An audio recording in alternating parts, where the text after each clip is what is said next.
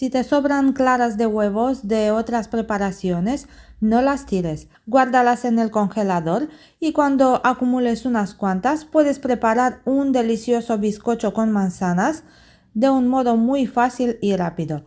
Quédate hasta el final porque te voy a enseñar la receta paso a paso.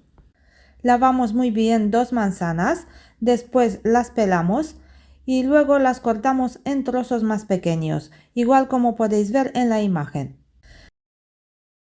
También necesitamos 6 claras de huevos que las vamos a poner en un bol grande. Sobre ellas añadimos una pizca de sal y luego con las varillas manuales o eléctricas las vamos a batir hasta que van a llegar al punto de nieve. Cuando las claras han crecido bastante en volumen pero todavía no están al punto de nieve, podemos empezar a añadir poco a poco el azúcar y seguimos batiendo con las varillas.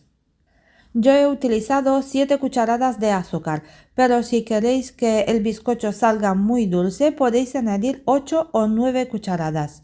Y después de 4 minutos mirar cómo han quedado nuestras claras. Están montadas al punto de nieve. Prácticamente podemos darle la vuelta al bol y las claras no se van a caer. Ahora podemos añadir 6 cucharadas de aceite mientras que estamos batiendo. También añadimos un vasito de yogur de 125 gramos.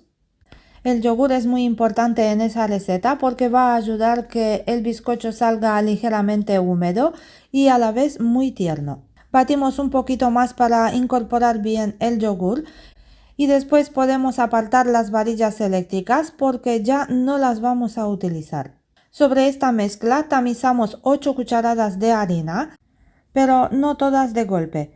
Ahora es el momento de añadir también una cucharadita de polvos para hornear y después con la ayuda de una espátula con movimientos envolventes incorporamos la harina.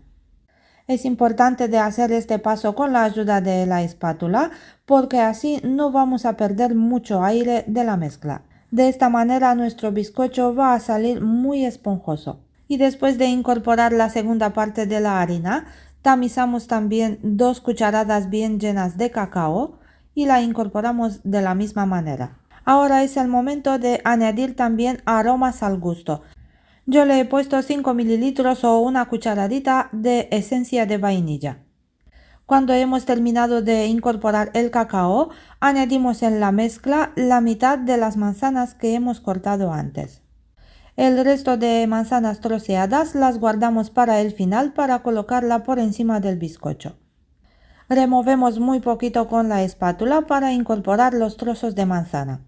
En este tiempo precalentamos también el horno a 180 grados centígrados con calor arriba y abajo. Y también forramos el molde con papel de horno o papel vegetal. Yo he utilizado un molde rectangular con las dimensiones de 25 centímetros de largo por 23 de ancho. Sobre el papel de horno yo he untado muy poquito aceite, echamos la mezcla del bizcocho dentro del molde y luego pasamos la espátula por encima para dejarlo bien uniforme. Y después colocamos cada trozo de manzana por encima de la mezcla, introduciéndola un poquito en el interior. Horneamos el bizcocho durante 30 a 35 minutos aproximadamente. Podemos hacerle la prueba del palillo a los 30 minutos y si el palillo sale limpio significa que el bizcocho ya está listo.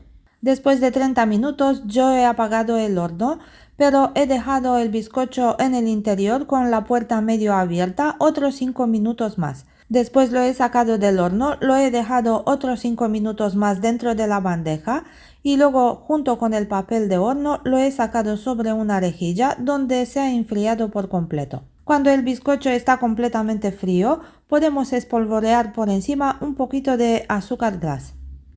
He cortado el bizcocho en trocitos cuadrados y os quería enseñar cómo está en el interior también. Está muy esponjoso y a la vez jugoso. Y no os digo que tiene un aroma espectacular. Probar vosotros también esta receta porque estoy segura que os va a encantar. Podéis preparar este bizcocho sin azúcar también. Este se puede sustituir por algún edulcorante, el que más os guste. Amigos, si os ha gustado la receta, no olvidéis de darle al me gusta y compartirla con vuestros amigos en las redes sociales. Siempre a alguien le puede ser útil. Gracias a todos por ver este vídeo y hasta la próxima.